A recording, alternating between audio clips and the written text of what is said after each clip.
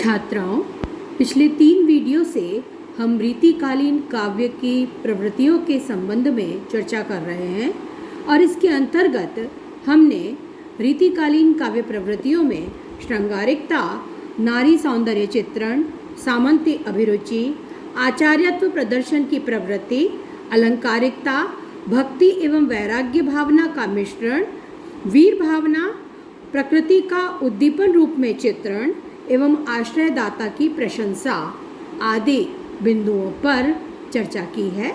इस चर्चा को और आगे बढ़ाते हुए हम रीति काव्य की शेष रही प्रवृत्तियों के संबंध में बात करेंगे। तो आइए हम देखते हैं रीतिकालीन कविता में हमें और कौन कौन सी प्रवृत्तियाँ मिल जाती हैं। तो अब तक इसकी जो भाव संबंधी प्रवृत्तियाँ, अलंकारिकता है वो शिल्प से जुड़ी हुई है, लेकिन मूलतः जो प्रवृत्तियाँ हमारे सामने आ रही थी भाव संबंध में तो श्रृंगारिक भाव ही मुख्य है, लेकिन श्रृंगार के साथ भक्ति, वैराग्य और वीर रस की कविता भी हमें मिल जाती है। इसके अतिरिक्त जो प्रकृति चित्रण है वह प्रवृत्ति भी है, आश्रयदाता की प्रशंसा भी है।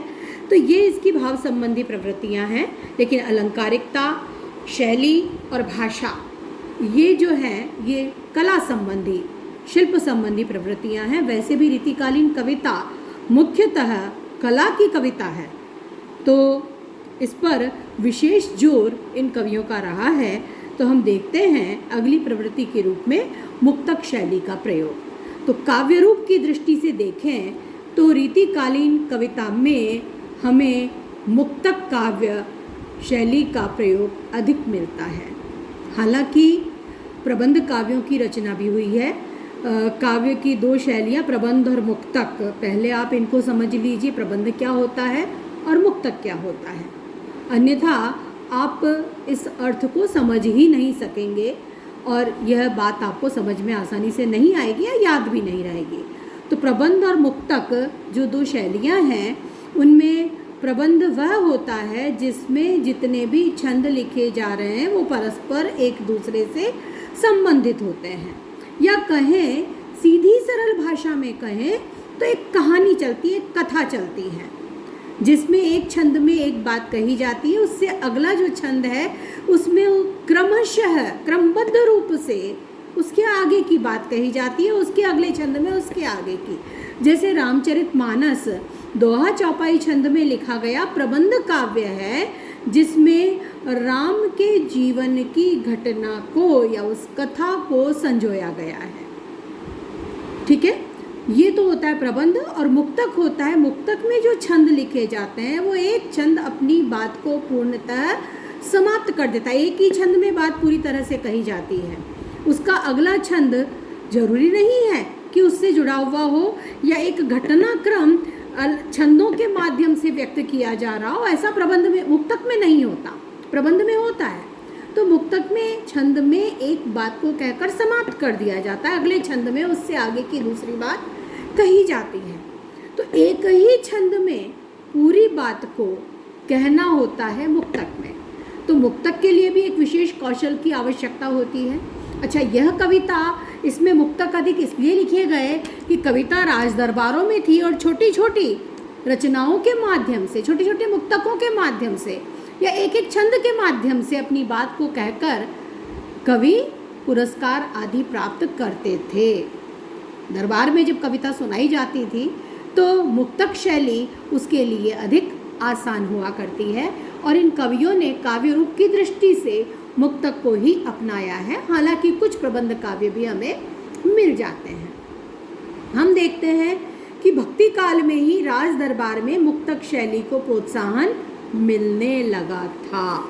भक्ति काल में भी ऐसे कुछ दरबारी कवि हुए हैं जिन्होंने मुक्तक रचना की है और उनके मुक्तक प्रसिद्ध भी हुए हैं। जैसे अकबर के दरबारी कवि रहीम, गंग, टोडरमल, नरहरि आदि श्रृंगारिक कवियों के बहुत पहले मुक्तक शैली में काव्य रचना कर रहे थे। उनके कवित्व, सवैये, दोहे आदि प्रसिद्ध हुए हैं। तो एक तो वो प्रभाव भी था और इसके अतिरिक्त उस समय का जो फारसी साहित्य था उसका पर्याप्त प्रभाव हमारे इन रीतिकालीन कवियों पर पड़ा और फारसी साहित्य की मुक्तक शैली का प्रभाव पड़ने के कारण भी इन कवियों का रुझान मुक्तक की ओर अधिक रहा और राज दरबार की मुक्तक परंपरा को रीतियुगीन राज्याश्रित कवियों ने ज्यों का त्यों अपना लिया। मुख्यतः इस काल में हम देखते हैं कि धनाक्षरी, कवित्व, सवैया और दोहा छंदों में काव्य रचना की गई। कोमल भावनाओं की अभिव्यक्ति इन छंदों के माध्यम से बड़ी ही प्रभावोत्पादक बनी है। घनानन, पद्माकर, देव आदि के छंदों में कला अपनी प्रौढ़ता को पहुंचती है और उसमें रसमयी अभिव्यक्ति का चरमोत्कर्ष देखते ही बनता है। इन छंदों के प्रयोग में भाषा का सौंदर्य, माधुर्य और सहज स्वर स्पष्टतः प्रकट होता है।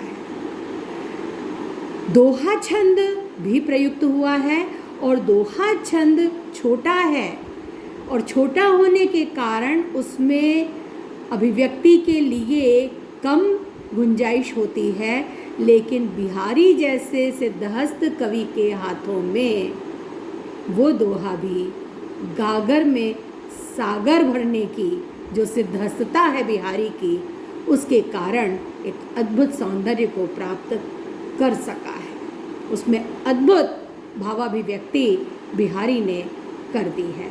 तो ये है मुक्तक शैली का प्रयोग और इस प्रकार के थे रीतिकालीन काव्य के मुक्तक। अगली काव्य प्रवृत्ति के रूप में हम देख सकते हैं ब्रज भाषा का प्रयोग। इस काल की कविता की मुख्य भाषा ब्रज भाषा रही है। भक्ति काल में भी काव्य की मुख्य भाषा ब्रज भाषा थी।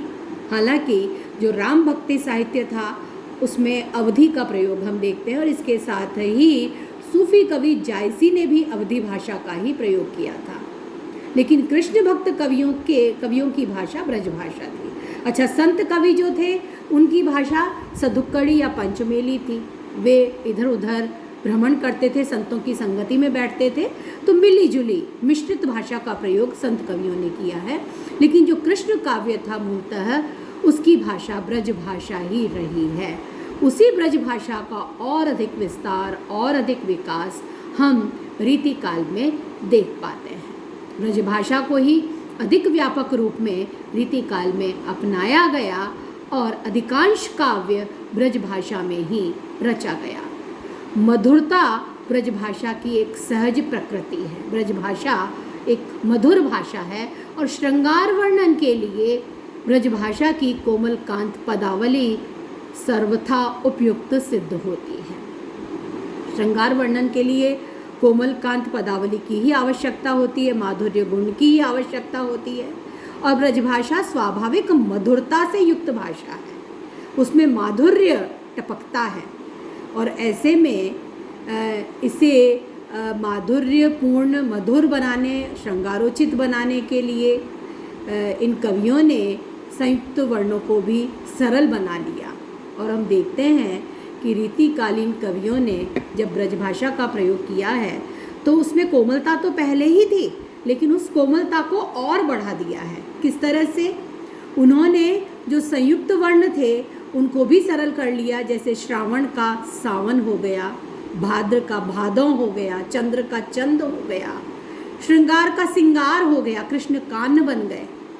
ये जो हम प्रयोग देखते हैं ये रीतिकालीन कविता में देखते हैं, जहाँ हम देखते हैं कि जो संयुक्त वर्ण हैं उन्हें भी और सरल इन कवियों ने कर लिया और भाषा को और अधिक कोमल कांत बना दिया। और इसके साथ ही हम देखते हैं भाषा में भी एक विकास इस रूप में हम देख पाते हैं। ब्रजभाषा को संस्कृत प्राकृत अपभ्रंश की समस्त भाव और शब्द संपदा उत्तराधिकार में मिली थी।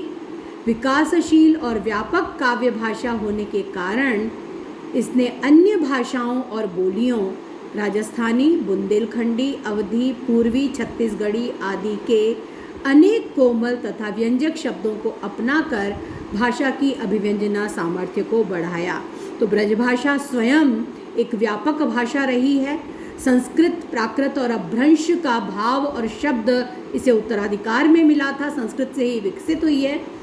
और इसके साथ ही यह इतनी विकासशील और व्यापक भाषा थी कि इसने अन्य भाषाओं और बोलियों जो उस समय प्रचलित थी, जिनमें खासतौर से राजस्थानी, बुंदेलखंडी, अवधी, पूर्वी और छत्तीसगढ़ी आती हैं, इनके शब्द भंडार को, इनके कोमल और व्यंजक शब्दों को भी सहजता से अपनाकर भाषा की अभिव्यंजना शक्ति को और बढ़ाया है। तो ये उस काल के कवियों की विशेषता थी कि उन्होंने इस प्रकार से इन भाषाओं के शब्दों को भी उस जो कोमलता की व्यंजना करने वाले थे उन्हें सहजता के साथ अपनाया और अपनी अभिव्यक्ति को और सशक्त बनाया। यहाँ आकर के ब्रजभाषा और परिष्कृत, परिमार्जित और प्रौढ़ रूप में हमारे सामने आती है। शब्द का समुचित प्रयोग, नाद सौंदर्य और अर्थ चमत्कार रीति काव्य की विशेषता रही है। तो यहाँ पर हमें पता लगता है कि किस प्रकार से इन कवियों ने ब्रजभाषा का सुंदर और मधुर और सरस प्रयोग किया है। अंत में हम यह कह सकते हैं कि रीति काव्य भावना और कला के सम्मिलन का एक आकर्षक परिणाम है। कला प्रियता, सौंदर्य प्रियता, आचार्यत्व की कामना, आश्रयदाताओं के मनोनुकूल काव्य रचना और जीवन को भोग का पर्याय मानने के साथ साथ इन कवियों ने कला को शुद्ध कला के रूप में देखा है। पहले भी हम बात कर चुके कला के लिए की वृत्ति हमें इन कवियों में देखने को मिलती है। और इन्होंने अपनी कविता, जिस प्रकार की कविता की है, उससे यह पता चल जाता है कि इन्होंने कला को शुद्ध कला के रूप में देखा है और उसी रूप में उसकी अभिव्यक्ति की है। अब रीति काव्य की प्रवृत्तियों का जो प्रकरण है वो यहाँ समाप्त होता है। आगे हम रीति काव्य धारा जो आपके पाठ्यक्रम में है उनमें जो कवि संकलित हैं, जिन कवियों का हमें अध्ययन करना है, अब उन कवियों पर अध्ययन प्रारंभ करेंगे।